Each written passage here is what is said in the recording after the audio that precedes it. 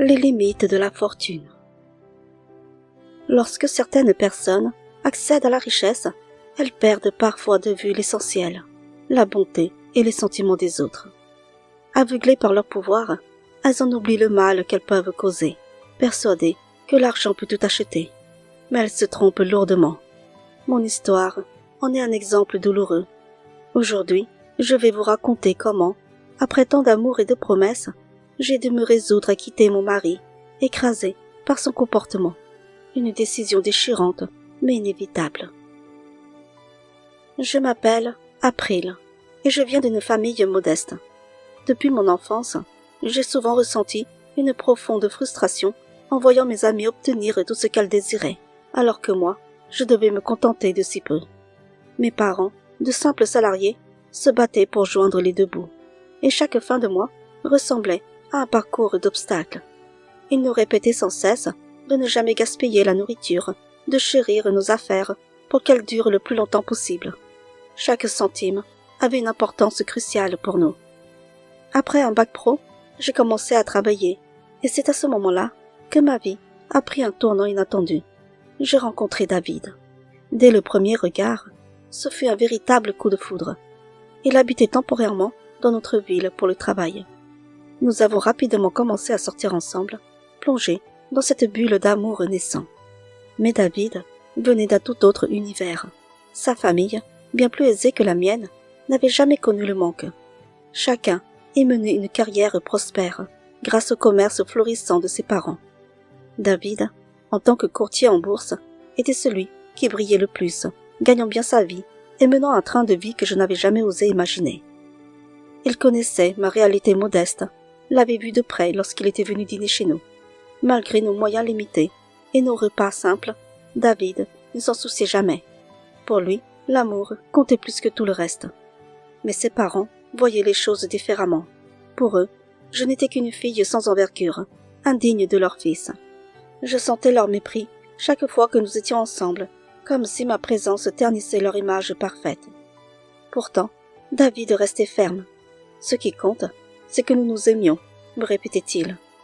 Et ces mots, à chaque fois, faisaient fondre mes peurs, comme une promesse de bonheur malgré tout. Le jour où David m'a demandé de l'épouser, j'étais aux anges, mais ma mère, elle, semblait plus inquiète que joyeuse. Elle m'a regardée avec un mélange de tristesse et de gravité, puis elle m'a dit « April, j'espère que tu réalises ce que cela signifie. La famille de David est bien plus aisée que la nôtre. Tu as choisi de l'épouser, et avec cela viennent des responsabilités. Il faudra que tu te montres à la hauteur, que tu respectes leurs règles. N'oublie jamais d'où tu viens. Du jour au lendemain, tu vas te retrouver dans une belle maison, avec un mari riche et des attentes qui te dépasseront peut-être. Même si on te fait des remarques blessantes, ne cherche surtout pas les conflits. » Ces mots ont résonné en moi, comme un avertissement d'eau amère. Après notre mariage, David et moi sommes retournés vivre auprès de sa famille. C'est à ce moment-là qu'il a changé de travail pour devenir gestionnaire de fonds. Je voyais bien que tout évoluait autour de moi, mais je ne savais pas encore à quel point ma vie allait être bouleversée. Quand j'ai intégré leur famille, j'ai rapidement senti le poids des attentes. Toute la famille de David l'admirait profondément, le considérant comme celui qui avait le mieux réussi, celui dont ils étaient le plus fiers. Sa mère, en particulier, était difficile à cerner. Son visage restait impassible, et je ne savais jamais vraiment si elle m'appréciait ou non. Dès mon arrivée, elle m'a accueilli avec des mots qui m'ont glacée. « April, tu es désormais ma belle-fille. Alors sache que David est le fils le plus intelligent de notre famille, celui qui a le plus réussi. Nous n'avons jamais connu la misère. Tout ce que nous entreprenons, nous le réussissons. Un travail n'est qu'un moyen de survivre, mais pour être riche, il faut de l'ambition, savoir entreprendre. Nous sommes une famille d'entrepreneurs. Toi, ton rôle sera de t'occuper de la maison, d'élever vos enfants et de soutenir David. N'oublie jamais que l'argent est la chose la plus importante. » J'ai simplement hoché la tête, incapable de répondre, sentant déjà un poids immense se poser sur mes épaules. David partageait entièrement la vie de sa mère. Il ne voulait pas que je travaille, me répétant que ma place était à la maison. Il avait déjà sa propre maison, alors je me suis installée avec lui. Mes journées se sont rapidement remplies de tâches ménagères, à préparer le repas, comme si ma vie se réduisait peu à peu à cela. Je m'habituais à cette nouvelle routine. Après la naissance de notre premier enfant, les premières fissures ont commencé à apparaître dans notre relation.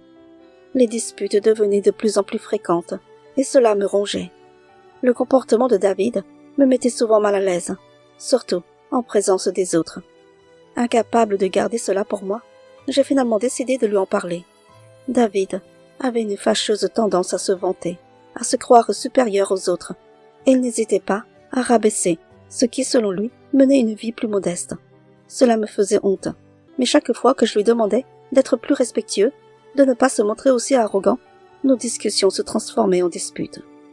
Je lui disais « David, ne sois pas si hautain, arrête de toujours te vanter. À force de te comporter ainsi, certaines personnes finiront par te détester. Certes, ceux à qui tu offres de l'argent t'apprécieront peut-être, mais d'autres te mépriseront. » Furieux, il me répondait sans ménagement.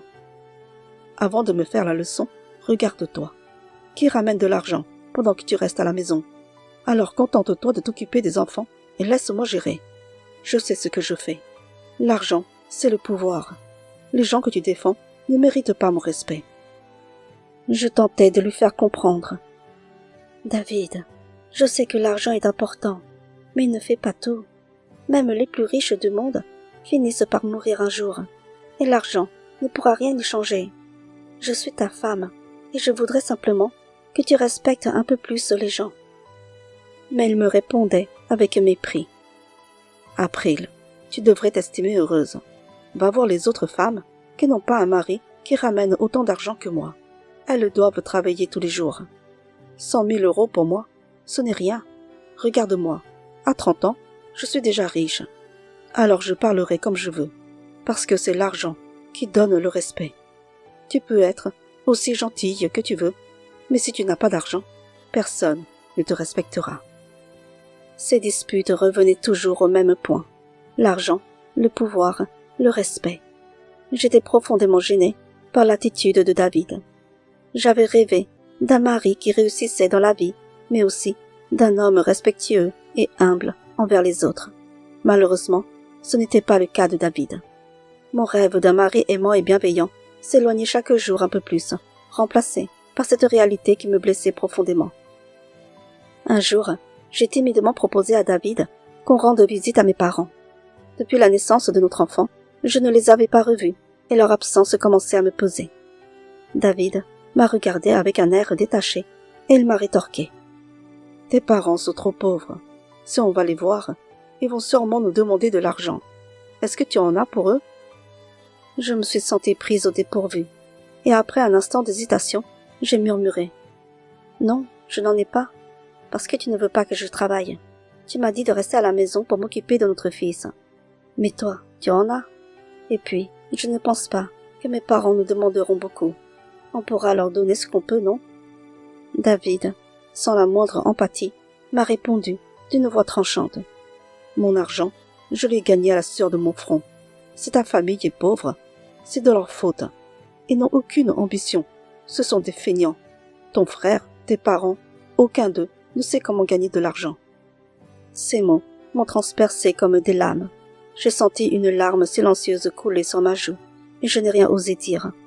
Mon cœur était lourd de tristesse et d'humiliation, incapable de comprendre comment l'homme que j'aimais pouvait être aussi cruel envers les miens. Après cette conversation tendue, David a tout de même accepté que nous rendions visite à mes parents. Avant de partir, il a retiré une petite somme d'argent et me l'a tendue en me disant froidement « Rappelle-toi bien, s'ils te demandent de l'argent, tu leur donneras, mais s'ils ne disent rien, ne leur donne rien. » Lorsque nous sommes arrivés chez mes parents, l'atmosphère était douce, mais bientôt, ma mère a commencé à se plaindre. « April, ma fille, ces derniers temps, ton père et moi sommes souvent malades. Malgré toutes ces années de travail, nous n'avons pas d'économie. Puisque vous êtes là, si vous pouviez nous donner un peu d'argent pour acheter des plantes médicinales. » À cet instant, mon cœur s'est serré. C'était exactement ce que David redoutait. Que mes parents nous demande de l'argent.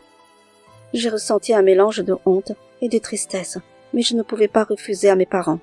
Je leur ai demandé de combien ils avaient besoin, tandis que David, à mes côtés, me lançait un regard froid et silencieux. Ma mère, avec une humilité palpable, m'a simplement dit de donner ce que je pouvais. Tremblante, je leur ai tendu 100 €. David, sans attendre, a brisé le silence avec une dureté qui m'a glacée. Ce n'est pas un problème de vous aider un peu, mais sachez que même si notre vie est plus confortable, gagner de l'argent n'est pas facile pour nous non plus. C'est pour cela qu'April ne vous a donné que 100 €. Après ce week-end tendu, nous sommes repartis. Sur la route du retour, David a rompu le silence. Tu sais très bien que tes parents continueront toujours à nous demander de l'argent. La prochaine fois, si tu n'as pas réussi à économiser assez, nous n'irons pas les voir. Ces mots me sont restés en travers de la gorge. Depuis notre mariage, je ne travaillais plus et dépendais entièrement de David, qui me donnait juste assez pour faire les courses et gérer la maison. Je n'avais jamais partagé mes problèmes de couple avec ma famille. J'ai gardé toutes ces blessures en moi, essayant de supporter les paroles dures et humiliantes de mon mari, en silence, sans jamais me plaindre à ceux qui m'aimaient. Après la naissance de notre deuxième enfant, une petite fille, les tensions entre David et moi ne faisaient que s'aggraver. Chaque jour, la distance entre nous semblait grandir un peu plus, et je me sentais de plus en plus isolée. Depuis cette dernière visite chez mes parents, je n'avais plus le courage d'y retourner. L'humiliation que David leur avait infligée pesait encore lourd sur mon cœur. Parfois, ma mère m'appelait, sa voix douce, mais pleine de tristesse, me demandant pourquoi je ne venais plus les voir. « April, est-ce que la belle vie que tu mènes t'a fait oublier notre existence ?» Ces mots me blessaient profondément, et je sentais les larmes monter à chaque fois. Mais au lieu de lui avouer la vérité, je m'efforçais de trouver des excuses. « Le travail de David est très prenant, maman, et avec les enfants, nous n'avons simplement pas le temps. Mais je te promets que dès que les choses se calmeront, on viendra vous voir. » À chaque appel, je sentais la culpabilité m'envahir un peu plus. Mes mensonges n'étaient que des tentatives désespérées de masquer la honte que je ressentais. La honte de laisser ma famille croire que je menais une vie parfaite, alors qu'en réalité, je me perdais dans un mariage où l'amour et le respect semblaient s'effriter jour après jour. Au début, je pensais naïvement que David réservait son mépris uniquement aux personnes modestes en dehors de notre cercle familial. Mais peu à peu, j'ai découvert qu'il agissait de la même manière envers certains de ses propres cousins, ceux qui menaient une vie plus modeste. Cela me troublait profondément. Un jour, l'un de ses cousins, visiblement accablé, est venu frapper à notre porte. Son visage portait les marques de l'épuisement et du désespoir. Il s'est assis en face de nous et d'une voix brisée, il a supplié.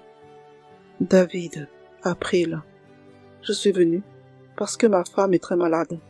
Elle n'a pas pu reprendre le travail. Cela fait plus d'1 mois qu'elle est alitée. Toutes nos factures s'accumulent et nous arrivons à peine à les payer.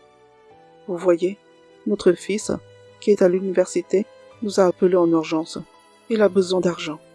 J'aimerais vous emprunter 500 €, juste pour lui envoyer.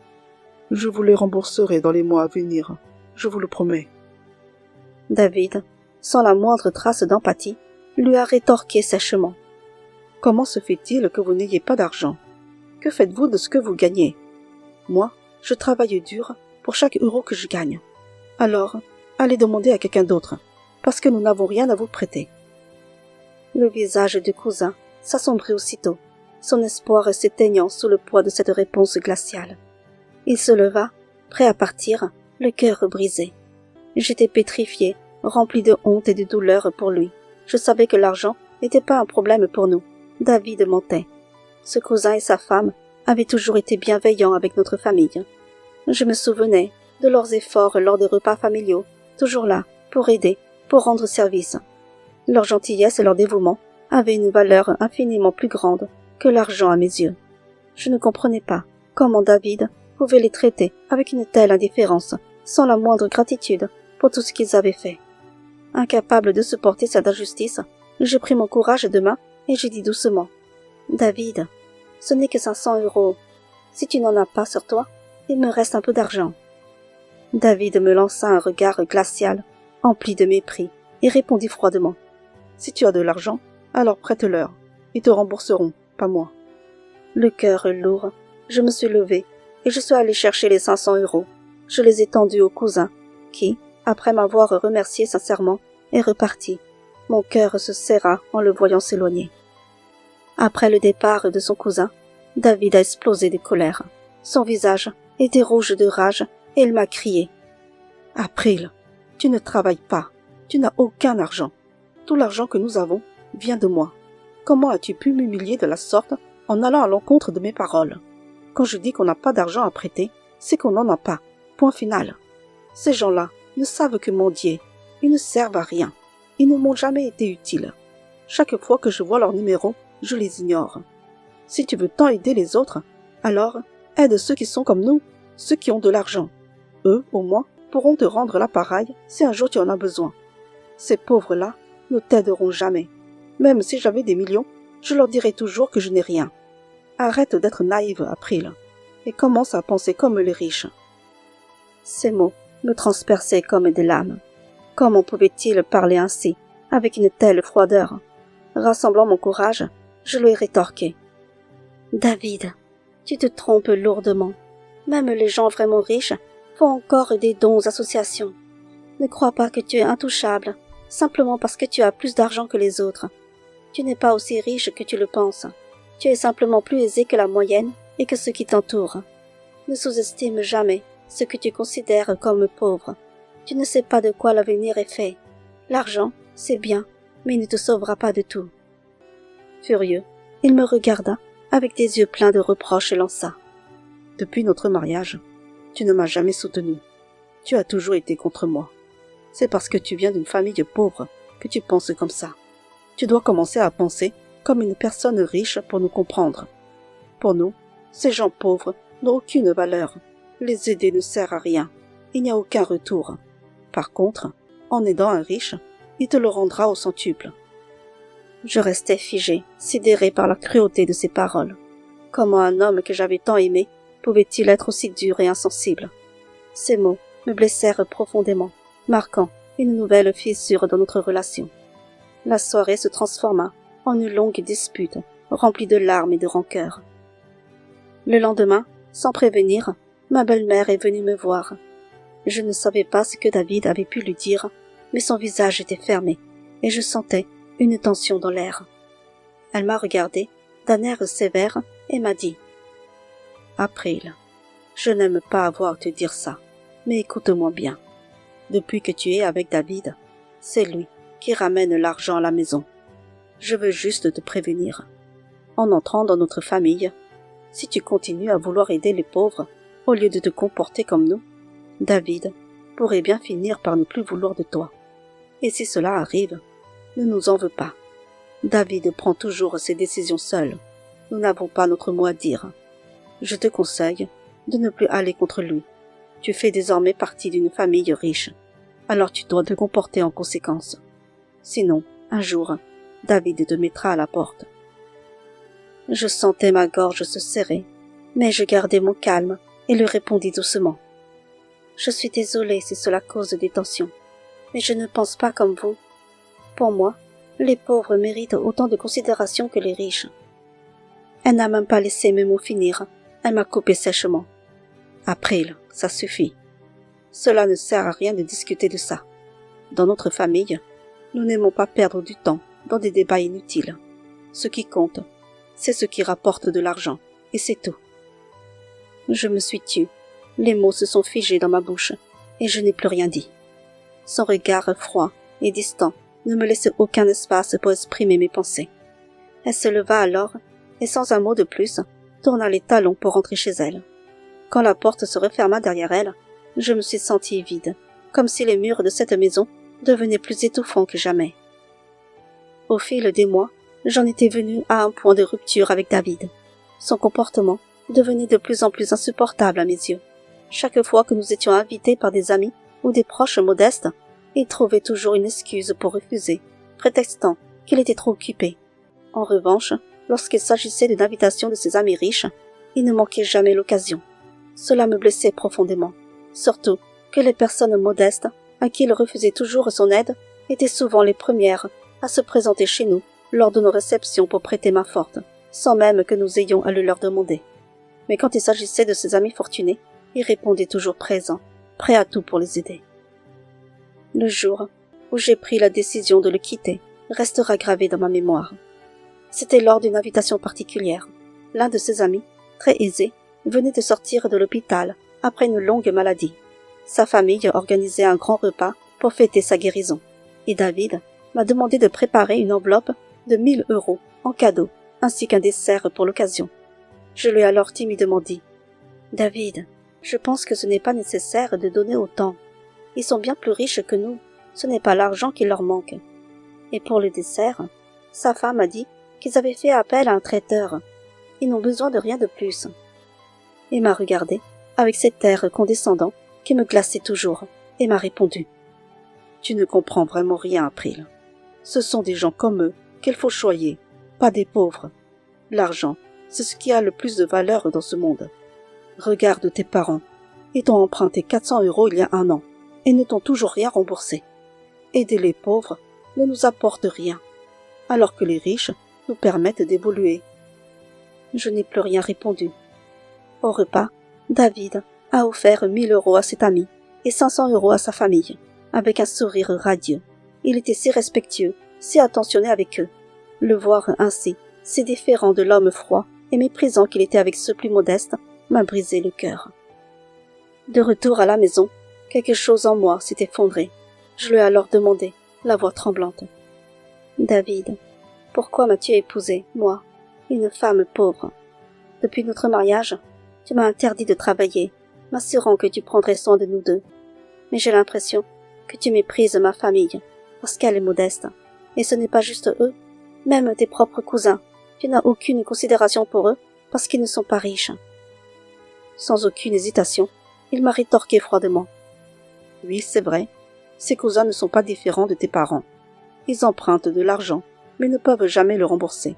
Je n'ai aucune considération pour des gens comme eux. » Ces paroles ont résonné en moi toute la soirée. J'ai réalisé que je ne pouvais plus continuer ainsi. Malgré l'argent, malgré le confort matériel que David m'offrait, je n'étais pas heureuse. L'argent ne comblait pas ce vide, ce manque de paix intérieure. Ce soir-là, j'ai pris la décision de le quitter. Le lendemain, le cœur lourd mais déterminé, j'ai pris mes enfants et je suis partie retrouver ma famille. En arrivant, mes parents, surpris et inquiets, m'ont immédiatement demandé la raison de ma venue soudaine. C'est alors que, submergée par l'émotion, je leur ai tout raconté. La méprisante attitude de David envers les gens modestes, son dédain constant envers ma famille et moi. Ce n'est que 3 jours plus tard que David m'a finalement appelé. D'un ton autoritaire, il m'a ordonné de rentrer à la maison, me menaçant de me laisser sans rien si je ne revenais pas. Mon cœur s'est serré, mais je savais que c'était le moment d'affirmer ma décision. Je lui ai alors répondu d'une voix calme mais ferme. « J'ai pris ma décision, David. Je veux divorcer.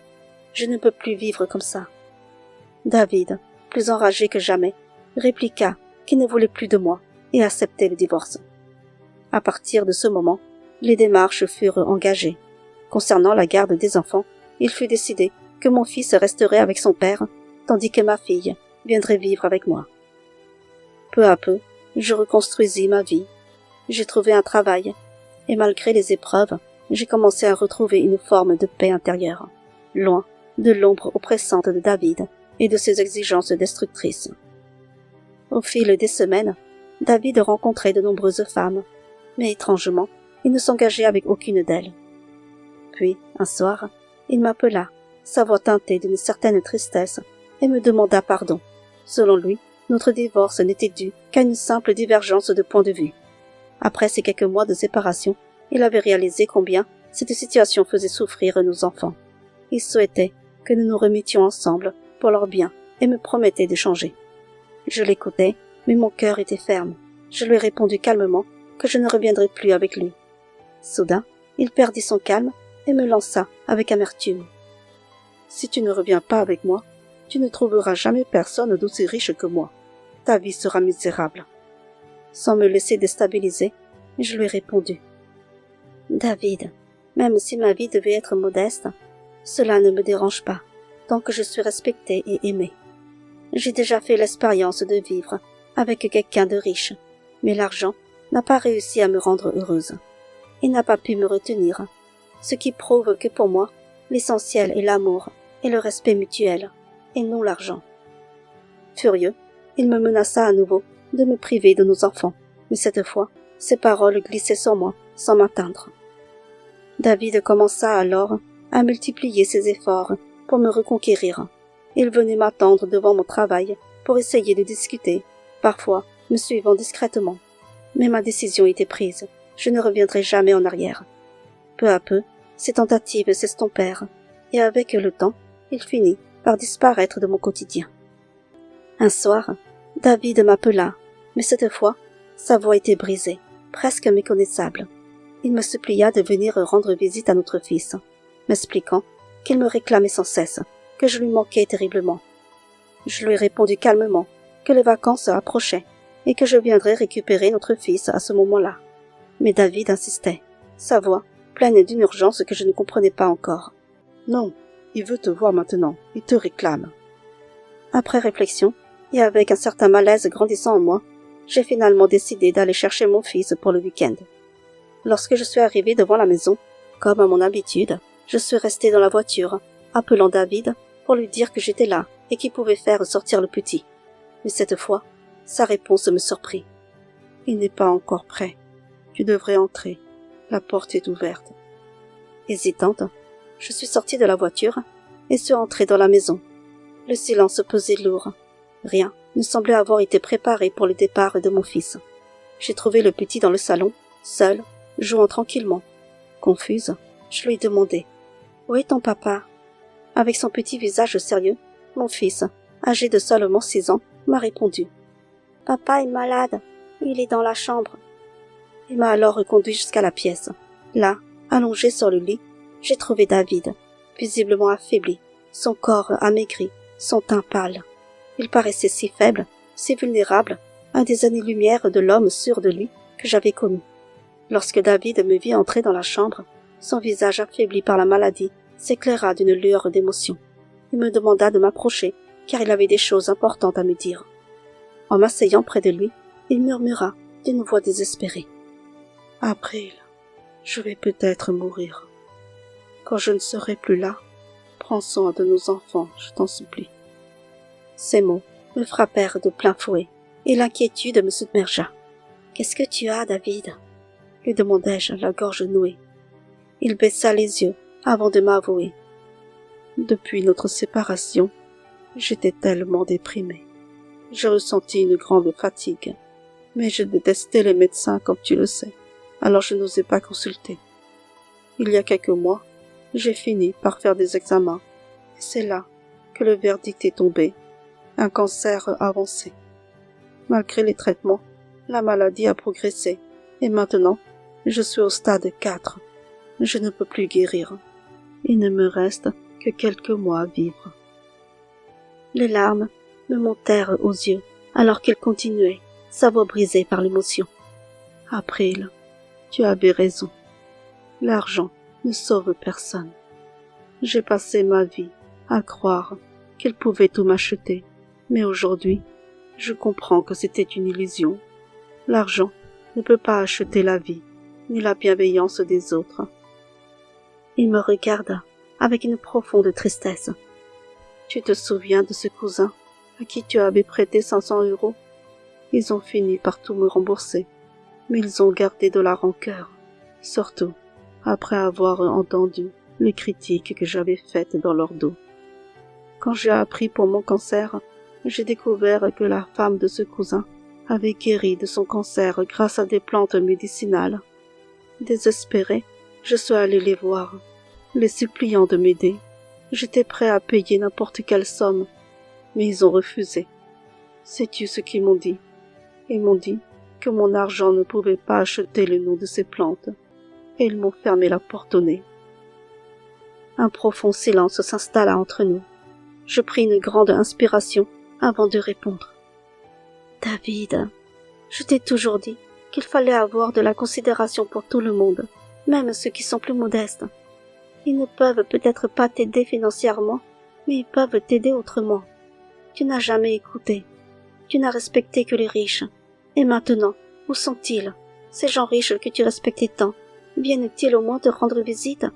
Ont-ils tenté de t'aider à trouver un remède? Les larmes embuaient dans ses yeux. Il murmura. Non, aucun d'eux n'est venu. Ils disent être trop occupés par leur travail. Quant aux connaissances modestes, ils ont trop de rancœur envers moi pour se soucier de mon état. David, le regard voilé de tristesse, me dit d'une voix lourde de regret. April, je vais mourir. C'est inévitable. Toute ma fortune ira à nos enfants. Je sais qu'ils t'aiment profondément et quand ils seront grands, ils te donneront une part. Prends soin d'eux. Aime-les pour nous deux. Je regrette tellement. Tu avais raison depuis le début. L'argent ne peut pas tout acheter et la vie dépend de notre destin. Quand notre heure arrive, peu importe la fortune, rien ne peut nous sauver. Profite de ce que tu as. Ne sois pas comme moi. J'ai été égoïste. J'ai passé ma vie à accumuler de l'argent, à ignorer ceux qui avaient besoin de moi. Et maintenant, je me retrouve seul, incapable de profiter de tout ce que j'ai amassé. Les larmes coulaient sur mes joues, alors que je l'écoutais. Après tout, il avait été mon mari. Tu vas guérir, David. Je suis sûre qu'il y a encore de l'espoir. Je le pris dans mes bras, pleurant à chaudes larmes. Pardonne-moi, David. Si j'avais su à quel point tu étais malade, jamais je ne t'aurais abandonné. Il m'a regardé avec une tendresse infinie, et d'une main tremblante, il essuya doucement mes larmes et murmura. Ne t'excuse pas, April. Tout ça, c'est de ma faute. Je le sais maintenant.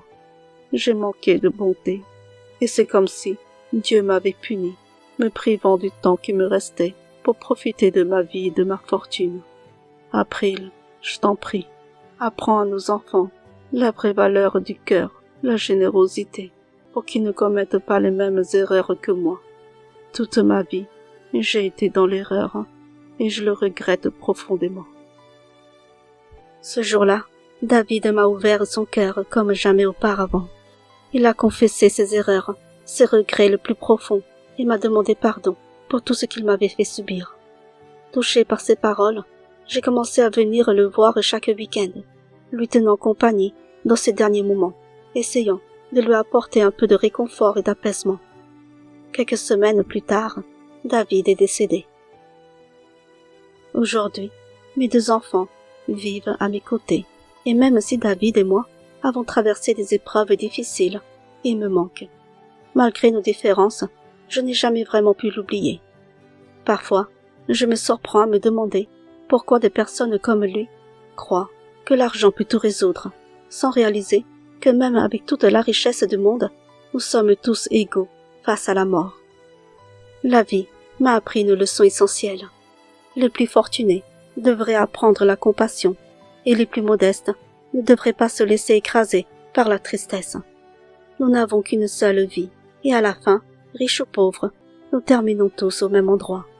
Soyons bienveillants les uns envers les autres, car lorsque notre heure viendra, ce sont nos actions et non notre richesse qui vivront dans les cœurs de ceux que nous laissons derrière.